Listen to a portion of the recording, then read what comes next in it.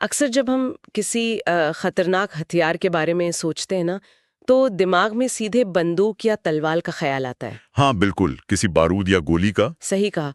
हिंसा का ये रूप ना बहुत साफ होता है। एक गोली चलती है, निशाना लगता है और खून बहता है। और खेल वही खत्म हो जाता है। वही तो, घाव दिखता है हमें, इसलिए हम उसका इलाज भी कर सकते हैं। लेकिन सोचिए क्या होगा जब हथियार लोहे का ना होकर सिर्फ कुछ शब्दों का हो। ये सच में सबसे भयानक स्थिति होती है, क्योंकि दिमाग पर जो चोट लगती है ना, वो किसी को दिखाई नहीं देती।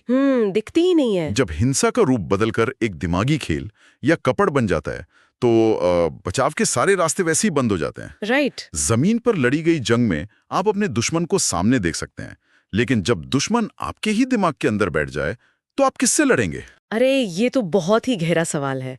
और ठीक इसी उलझन को समझने के लिए आज हम उस कहानी के गहरे पानी में उतरेंगे जिसने इस दिमागी हिंसा और अहंकार की तबाही को बेहतरीन ढंग से पर्दे पर उतारा है। हाँ, विशाल भारद्वाज की फिल्म। बिल्कुल। हम बात कर रहे हैं उनकी 2006 में आई बेहद चर्चित और प्रभावशाली फिल्म ओमकारा के बारे में। बहुत ही शानदार फिल्म है ना? ये कहानी मूल रूप से विलियम शेक्सपियर के मशहूर नाटक ओथेलो पर आधारित है। लेकिन इसका जो माहौल है वो उत्तर प्रदेश का ग्रामीण, धूल भरा और राजनीतिक उथल-पुथल वाला इलाका है। जहाँ ताकत और गुरूर ही सब कुछ होते हैं। एकदम सही। और हमारी इस गहरी चर्चा का मुख्य उद्देश्य यही समझना है कि कैसे किसी का अहंकार, उसके अंदर छिपी असुरक्षा की भावना और दूसरे का दिमागी खेल, ये सब मिलकर एक ऐसे इंसान को मिट्टी में मिला देते हैं जिसे हराना नामुमकिन लगता था। बिल्कुल। हम ये देखने की कोशिश करेंगे कि फिजिकल हथियार के बिना सिर्फ शक और कानों में घोले गए जहर से एक सिखाए सिखाए ताकतवर इंसान को पूरी तरह कैसे बर्बाद किया जा सकता है। ठीक है, आइए इस पर थोड़ा विस्तार से चर्चा करते हैं। इस तबाही को समझने के लिए सबसे पहले उस जमीन और उन रिश्तों की नींव को समझना जरूरी है जहां से इस आग की शुरुआत होती है। हाँ, माहौल समझना बहुत जरूरी है। मैं सोच रही थी उस उत्तर प्रदेश के माहौल के बारे में, जहां जीप्स धूल उड़ाते हुए दौड़ रही हैं, कंधों पर बंदूकें टंगी हैं और नेताओं के बैनर हवा में लहरा रहे हैं। वही, यहाँ हमारी मुलाकात होती है ओमकारा शुक्ला से, जिसे सब ओमी कहते हैं। वो एक बेहद ताकतवर और शांत स्वभाव वाला बाहुबली है, जो वहाँ के एक बड़े नेता भाई साहब के लिए सारे काले काम करता है। लेकिन इस बेपनाह ताकत के पीछे एक ऐसी सच्चाई छिपी है जो ओमकारा को अंदर ही अंदर खोखला करती रहती है। उसका बैकग्राउंड, उसकी जाति और सामाजिक स्थिति ऐसी है जिसे वहां का आम समाज पूरी तरह से इज्जत की निगाह से नहीं देखता। सही दिशा में इशारा किया आपने। देखिए, ओमकारा बाहर से एक पत्थर के पहाड़ जैसा दिखता है। दिखने में तो खतरनाक है। बिल्कुल। वो चिल्लाता नहीं है, उसकी खामोशी में ही एक भयानक दबदबा है। लेकिन मनोवैज्ञानिक नजरिए से देखें तो वो इंसान डर के साए में जीता है। अच्छा, डर कैसा? असुरक्षा का डर। और ये डर उस वक्त और बड़ा हो जाता है जब डॉली मिश्रा, जो एक आदरणीय और ऊंची जाति के वकील की पढ़ी लिखी बेटी है, वो अपनी मर्जी से ओमकारा के साथ भाग जाती है। अरे हाँ, वो इलोपमेंट वाला सीन। हाँ, ये कोई आम अपहरण नहीं था, ये डॉली का अपना चुनाव था। उसने उस मर्द को चुना जो उसके पिता की नजरों में एक मामूली गुंडा था। हरी पंचायत में ओमकारा पर अपनी बेटी के अपहरण का इल्जाम लगाते हैं। सब कुछ रुका हुआ है वहां।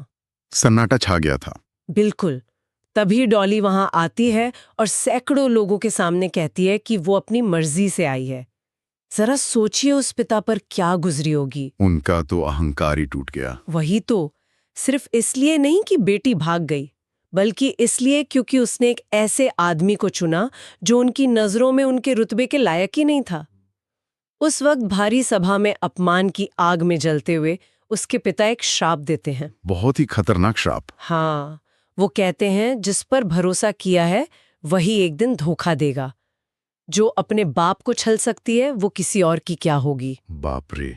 ये शब्द पूरी कहानी में एक भूत की तरह मंडराते रहते हैं। अगर मैं इसे एक उदाहरण से समझाऊं तो ये बिल्कुल वैसा ही है जैसे किसी ने एक बहुत खूबसूरत महल बनाया हो, लेकिन पहले ही दिन उसकी नींव में एक दरार आ जाए। ये एनालॉजी बहुत सटीक है ना? बाहर से सब मजबूत और शानदार दिखता है, पर अंदर एक ऐसी कमजोरी छुपी है जो किसी भी वक्त उस पूरे महल को जमीन पर ला सकती है। और उस नींव की दरार का आधार समझना यहाँ सबसे जरूरी है।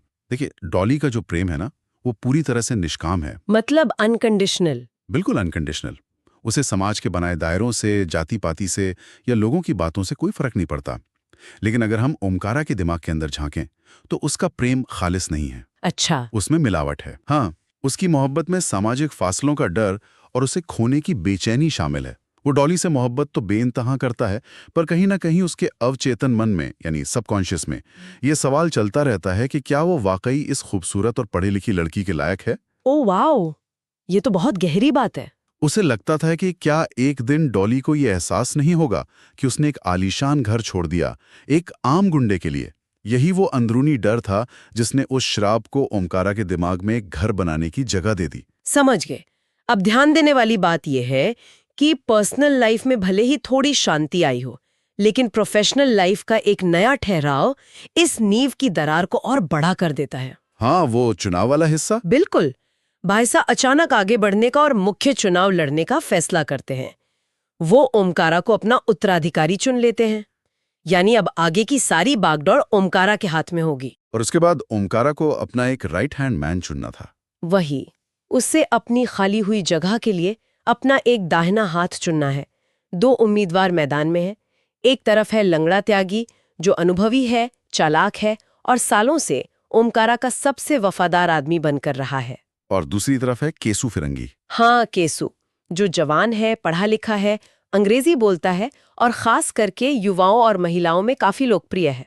यहाँ सबसे हैरान करने वाली बात यह है कि ओमकारा अनुभवी लंगड़ा को छोड़कर नए और पढ़े लिखे केसु को अपना उत्तराधिकारी चुनता है। और ये फैसला तो लंगड़ा के लिए एक झटका था। बिल्कुल।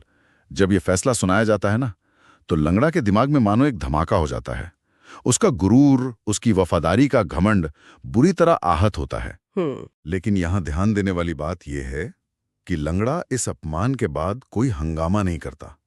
वो नेताओं की तरह गाली गलौच नहीं करता, दंगे नहीं करवाता।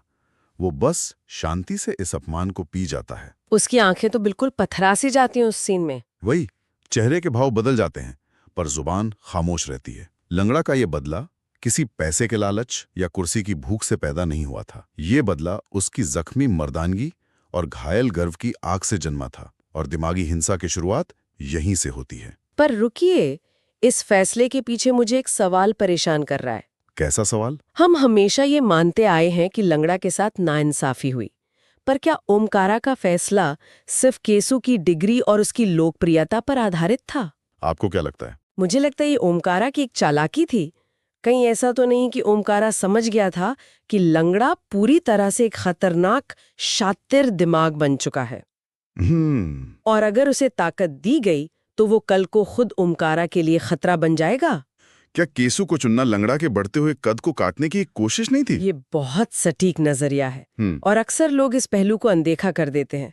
असल में ताकतवर लोगों की एक दिमागी आदत होती है। वो आदत क्या है? वो अपने ठीक नीचे उस इंसान को रखना पसंद करते हैं जो थोड़ा कमजोर हो, जिसे आसानी से नियंत्रित किया जा सके। अच्छा, यानी केसु को कंट्रोल करना आसान था। बिल्कुल। केसु पढ़ा लिखा जरूर था, पर उसमें लंगड़ा जैसी सड़कों पर रची बसी चालाकी और कमीनापन नहीं था। ओमकारा का ये फैसला लंगड़ा के लिए सिर्फ एक तरक्की रुकने जैसा नहीं था। तो कैसा था? ये लंगड़ा को ये बताने जैसा था कि उसकी सालों की वफादारी और खून खराबे की कोई कीमत नहीं है। एक किस्सा आता है जब लंगड़ा घर जाता है और उसकी पत्नी इंदु उसके अंदर चल रहे उबाल को भांप लेती है। हाँ, वो सीन जहाँ वो आईना देख रहा होता है। सही पकड़ा। तब लंगड़ा गुस्से में कहता है कि वफादारी के दिन गए, अब डिग्री और गोरे चमड़े की पूजा होती है। ये वो लम्हा था जहां से दुश्मनी ने हिंसा का चोला छोड़कर साजिश का मुखौटा पहन लिया। और जब चोट सीधे अहंकार पर लगती है ना, तो दुश्मनी सामने से नहीं आती, वो दिमाग की रगों के रास्ते धोखे से आती है। एकदम सही। लंगड़ा ठीक यही करता है। उसे पता था कि अगर वो सीधे ओमकारा से टकराएगा तो ओमकारा उसे मिट्टी में मिला देगा, इसलिए वो एक ऐसा हथियार चुनता है जिसका कोई तोड़ नहीं था। शक का बीज। बिल्कुल, किसी के दिमाग में शक का बीज बोना। लंगड़ा धीरे धीरे बड़ी ही चतुराई से ओमकारा के कानों में डॉली और केसु की नजदीकियों के बारे में बातें घोला शुरू करता है। ध्यान दीजिए, वो सीधे कुछ नहीं कहता। वही, वो कभी नहीं कहता कि तुम्हारी पत्नी का चक्कर चल रहा है। वो बस हल्के इशारे करता है, जैसे केसु को यहाँ नहीं आना चाहिए था, या फिर पढ़े लिखे लड़कों और लड़कियों का मिजाज ही अलग होता है। हाँ, वो बस आग लाता है। और ओमकारा के दिमाग को खुद कहानी बुनने पर मजबूर कर देता है। यहाँ ये विश्लेषण सच में बहुत दिलचस्प हो जाता है। इसे मनोविज्ञान में एक अलग ढंग से समझाया जाता है। देखिए, लंगड़ा ने ओमकारा की सबसे दुखती रग पर हाथ रखा था।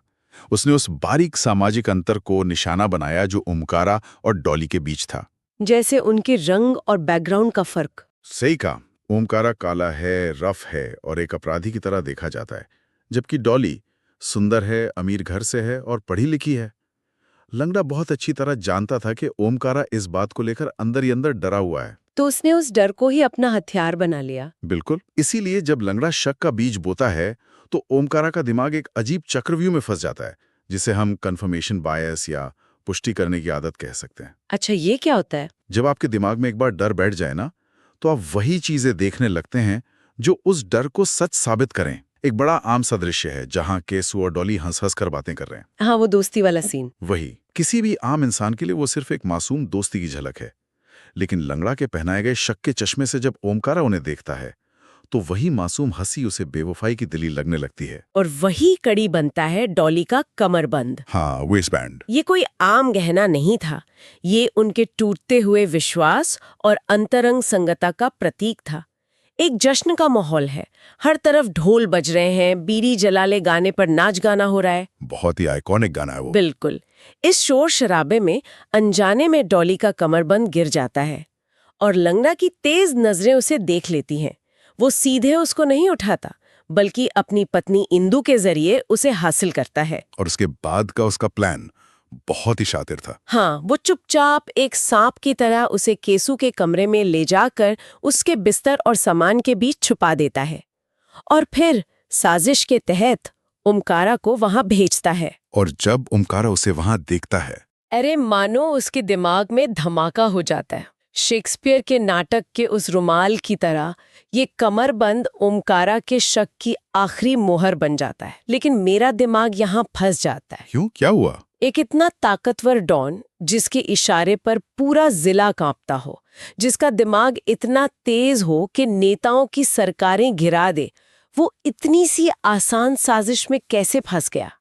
क्या सिर्फ इसलिए कि उसकी दिखावई ताकत के पीछे एक बेहद डरपोक और कमजोर मर्द छिपा था? उस छुपे हुए डर को पहचानना ही इस पूरी कहानी का सार है। देखिए, ओमकारा की ताकत सिर्फ उसकी बंदूक और जिस्म में थी। दिमागी तौर पर वो एक गुलाम था, अपना ही गुलाम। अपना ही गुलाम? ये थोड़ा समझाइए। वो दिल के किसी अंधेरे कोने में यह पक्का मान बैठा था कि इतनी हसीन और पढ़ी लिखी लड़की कभी उससे सच्ची मोहब्बत कर ही नहीं सकती। उसे हमेशा लगता था कि ये कोई सपना है जो एक न एक दिन टूटेगा। तो मतलब उसने डर को सच मान लिया? बिल्कुल। लंगड़ा ने कोई नया डर पैदा नहीं किया, उसने बस उस मिट्टी पर पानी डाला जो पहले से तैयार थी। जब इंसान खुद से नफरत करता है या खुद को कमतर समझता है ना, तो वो अपनी बर्बादी के सबूत खुद ढूंढने लगता है। कमरबंद का मिलना उसके उसी डर को सही ठहराने जैसा था। एकदम। उस वक्त ओमकारा का दिमाग सोचने समझने की ताकत खो बैठा था। वहां सिर्फ और सिर्फ असुरक्षा और छोट खाया हुआ गुरूर बाकी था। और जब कोई पक्का सबूत मान लिया जाए, चाहे वो झूठा ही क्यों ना हो, तब असली तबाही शुरू होती है। और ये तबाही चिल्लाने या मारपीट से नहीं होती, बल्कि खामोशी से होती है। सही कहा। खामोशी सबसे खतरनाक होती है। यहाँ से दुश्मनी उन बातों में उतर आती है जो कभी जुबान पर लाई ही नहीं गई। ओमकारा चुप हो जाता है। वो डॉली से जाकर सीधे नहीं पूछता कि केसु के पास तुम्हारा कमरबंद कैसे आया। वो पूरी तरह से कट जाता है उससे। हाँ, वो उससे दूरियां बना लेता है। उसकी आंखों में एक अजीब सा ठंडापन आ जाता है। डॉली लगातार इस भयानक उलझन में जीती है कि आखिर बात क्या है। वो भटकती फिरती है, ओमकारा से बार बार पूछती है कि उसने ऐसी क्या खता कर दी है, पर ओमकारा एक लफ्ज नहीं कहता। ये चुप्पी ही तो सबसे बड़ी आफत बन जाती है। अगर हम इसको थोड़ा बड़े नजरिए से देखें तो इस अहंकार का असली विलन लंगड़ा त्यागी नहीं है। तो असली विलन कौन है? असली विलन है डर, अहंकार और अपनों के बीच दूर होती आवाजें, यानी कम्युनिकेशन गैप। यहां आकर हमें उस समाज की एक और बीमारी दिखती है जिसे हम पुरुष अहंकार का जहर या मर्दानगी का झूठा दिखावा कह सकते हैं। Toxic masculinity. बिल्कुल वही। एक बाहुबली मर्द ये कैसे मान ले कि उसकी पत्नी ने उसे धोखा दिया है? अगर वो डॉली से सीधे सवाल करता तो उसे अपना डर, अपना रोना और अपनी असुरक्षा दिखानी पड़ती। और एक ताकतवर मर्द होना उसे ये सब करने से रोकता है। एग्जैक्टली उसका अहंकार उसे ये सच जानने ही नहीं देता कि शायद वो गलत हो सकता है। ओमकारा ने एक बार भी अपने प्यार और विश्वास पर भरोसा नहीं किया। उसने भरोसा किया अपने उस पुरुष अहंकार पर जो खुद को कभी गलत नहीं मानता। सही बात है। और यही खामोशी, यही अहंकार कहानी को उस भयानक और रुला देने वाले अंत की तरफ धकेलता है। वो हत्या का मंजर वो सीन सच में बहुत दर्दनाक था। बहुत ज्यादा। सुहागरात का दिन होता है, बाहर खुशी का माहौल है, लेकिन उस कमरे के अंदर मौत का सन्नाटा है। ओमकारा का डर और उसका गुस्सा उसके प्यार पर पूरी तरह हावी हो चुके हैं। वो डॉली पर बेवफाई का सीधा इल्जाम लगाता है। और डॉली को तो कुछ पता ही नहीं होता। वहीं तो डॉली रो पड़ती है, उसके पैरों में गिरती है, गिड़गिड़ाती है। वो हर तरह से कोशिश करती है ये बताने की वो बेगुनाह है। उसने कभी किसी और की तरफ आंख उठाकर भी नहीं देखा। बस ओमकारा तो अंधा हो चुका होता है। हाँ, इस मंजर में कोई रोने धोने वाला बड़ा संगीत नहीं है, कोई चीख नहीं है, बस एक भारी हुई खामोशी है। और उन्हीं उखड़ी हुई सांसों के बीच ओमकारा बहुत ही शांत भाव से अपनी ही मोहब्बत का गला घोंट देता है। रोंगटे खड़े हो जाते हैं सीन को याद करके। सच में, डॉली मौत के आखिरी पल तक उसका चेहरा देखती रहती है। वो अपने प्यार और अपनी बेगुनाही पर कायम रहती है और जान दे देती है। इस तरह से पिता का दिया हुआ वो श्राप पूरा हो जाता है। जिस पर भरोसा किया है वही एक दिन धोखा देगा। पर डॉली ने धोखा नहीं दिया था। नहीं दिया था। धोखा तो खुद ओमकारा ने दिया, अपने ही विश्वास को। ये मंजर इसलिए इतना अंदर तक हिला देता है क्योंकि ये दिखाता है कि जब दिमाग पर शक का जहर चढ़ जाता है ना, तो इंसान अपना ही कातिल बन जाता है। अपना ही कातिल? हाँ, क्योंकि डॉली का मारा जाना सिर्फ एक पत्नी का मारा जाना नहीं था, ये एक मासूमियत का मारा जाना था। देखिए, ओमकारा ने डॉली का गला नहीं घोटा। फिर किसका गला घोटा? उसने दरअसल अपने उस अंदरूनी डर का गला घोटने की कोशिश की थी, जिससे वो सारी उम्र भागता रहा। लेकिन इस चक्कर में उसने इस पूरी दुनिया में उस एकमात्र इंसान को मिटा दिया जिसने उसे उसके काले कारनामों के बावजूद अपना सब कुछ मानकर मोहब्बत की थी। ये सच में बहुत हार्ट ब्रेकिंग है। लेकिन जैसे कि हर दुखांत कहानी में होता है ना, सच्चाई कभी मिट्टी में दब नहीं सकते। सच हमेशा अपना रास्ता ढूंढ लेता है। पर इस कहानी में सच का आना किसी आजादी की तरह नहीं था। बिल्कुल नहीं। जब सच बाहर आता है तो वो मौत से भी ज्यादा भयानक लगता है। डॉली के शव के पास बैठे ओंकारा के पास जब इंदु दौड़ती हुई आती है तो तस्वीर बदल जाती है। इंदु को पूरी सच्चाई का पता चल चुका होता है। वो मौके पे आकर सब कुछ बता देती है। हाँ, वो रोते हुए चीखती है और ओंकारा को बताती है कि ये सब एक भयानक रचा हुआ खेल था। लंगड़ा ने ही कमरबंद चुराया था, लंगड़ा ने ही केसु को मोहरा बनाया था। डॉली पाक थी, वो बेदाग थी। और जैसे ही ओंकारा के कानों में ये शब्द पड़ते हैं, उसका दिमाग सदियों के लिए सुन पड़ जाता है। उसके होश उड़ जाते हैं। बिल्कुल, उसके चेहरे के आखिरी भाव सब बयान कर देते हैं। वहां कोई गुस्सा नहीं होता, सिर्फ एक ठंडा मौत जैसा ठहराव होता है। उसे एहसास होता है कि उसकी मोहब्बत सच थी, पर उसका शक झूठा था। और उसने एक मासूम की जान ले ली, सिर्फ एक झूठी कहानी और अपने पुरुष अहंकार के चक्कर में। और दूसरी तरफ इंदु का रिएक्शन देखिए, जो कि लंगड़ा की पत्नी है। उसका गुस्सा तो अलग ही लेवल पर था। उसके अंदर अपने पति के इस नीचपन पर इतनी बड़ी चोट लगती है कि वो बिना एक भी शब्द कहे, बिना किसी नौटंकी या गाली के अपना अपमान धोने के लिए अपने ही पति लंगड़ा को सबके सामने गोली मार देती है। लंगड़ा का बनाया गया पूरा मायाजाल वहीं खत्म हो जाता है। उसकी ताकत की सारी भूख उसी एक गोली के साथ मिट्टी में मिल जाती है। फिर शुरू होता है फिल्म का आखिरी और सबसे दर्दनाक दृश्य, ओमकारा का आखिरी फैसला। हाँ, ओमकारा जो अंदर से पूरी तरह टूट चुका है, चुपचाप अपनी पत्नी, अपनी डॉली के शव के पास जाकर बैठता है। अब उसकी आंखों में कोई अहंकार नहीं है, कोई शक नहीं है, ना कोई श्राप बचा है, बस पछतावा है। वो बहुत प्यार से उसके बेसुध चेहरे को छूता है। वो अब जीने का कोई बहाना नहीं ढूंढ रहा।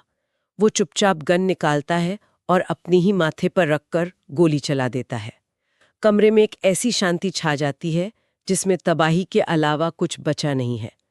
तो इस सब का आखिर क्या निष्कर्ष निकलता है? निष्कर्ष यही है कि उस पूरे खेल में कोई विजेता नहीं बचा। अगर हम इस पूरी चर्चा को समेटें तो किसी के हाथ कुछ नहीं आया, कोई ताकत काम नहीं आई।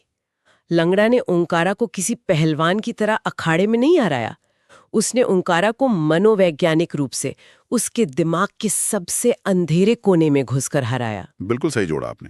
इस अध्याय से हमें जो सबसे ठोस बात समझ आती है वो ये है कि ये सिर्फ प्यार और धोखे की आम कहानी या कोई राजनीतिक सत्ता का खेल नहीं है। तो ये क्या है असल में? ये कहानी में मर्दानगी के उस झूठे दिखावे की, अहंकार की और उस दिमागी कमजोरी की जिसे हम असुरक्षा कहते हैं।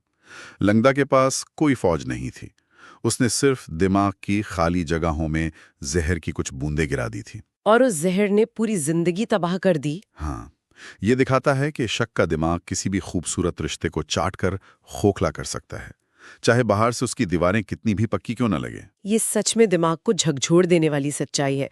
और इस लंबी चर्चा के बाद जब मैं उन घटनाओं के बारे में सोचती हूँ तो मेरे दिमाग में एक ऐसा सवाल बार बार घूम रहा है जो पर्दे पर कभी पूछा ही नहीं गया। अच्छा, कैसा सवाल? एक ऐसा सवाल जो हमें जरूर रुक कर सोचने पर मजबूर करता है।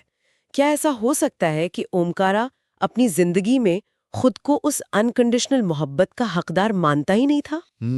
ये तो काफी गहरा थॉट है। क्या वो समझता था कि डॉली जैसी ऊंची, साफ और बेहद समझदार लड़की का प्यार उसके हिस्से में ज्यादा दिन टिकने वाला नहीं है? क्या लंगा के दिमागी खेल ने ओमकारा के डर को खुद को तबाह करने का एक शानदार बहाना दे दिया? ये खुद से किया गया सबसे खतरनाक सवाल है, सच में।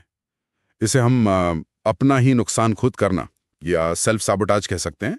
इंसान अक्सर उस आखिरी चीज को खुद ही क्यों तोड़ देता है जिसे खोने से वो सबसे ज्यादा डरता है। वही तो बात है। क्योंकि डर उस पर इस कदर हावी हो जाता है कि वो किसी धोखे का इंतजार करने के बजाय खुद ही रिश्ते का गला घोट देता है ताकि उसे इस उलझन से आजादी मिल जाए। यही डर उसकी सच्चाई बन जाता है। वही नींव की दरार जिसका हमने शुरू में जिक्र किया था। जब किसी खूबसूरत महल की नींव में ही असुरक्षा और डर की दरार होना, तो उस महल को जमीन पर लाने के लिए बाहर से आने वाले किसी तूफान या भूकंप की जरूरत नहीं होती। बिल्कुल नहीं, बस अंदर ही अंदर थोड़ा सा जहर और एक चिंगारी काफी होती है। यही ओमकारा की सबसे भयानक ट्रेजेडी है। यहाँ हथियार, बंदूक या गोलियां नहीं थे। हथियार थे चुप्पी, दिमागी कुथल-पुथल और कानों में फूंका गया जहर। और यही वो सवाल और यही वो ठहराव है जो हमें आज की इस चर्चा के खत्म होने के बाद भी बेचैन करता रहेगा कि क्या हम भी कभी-कभी अपनी ही खुशियों के कातिल खुद नहीं बन जाते?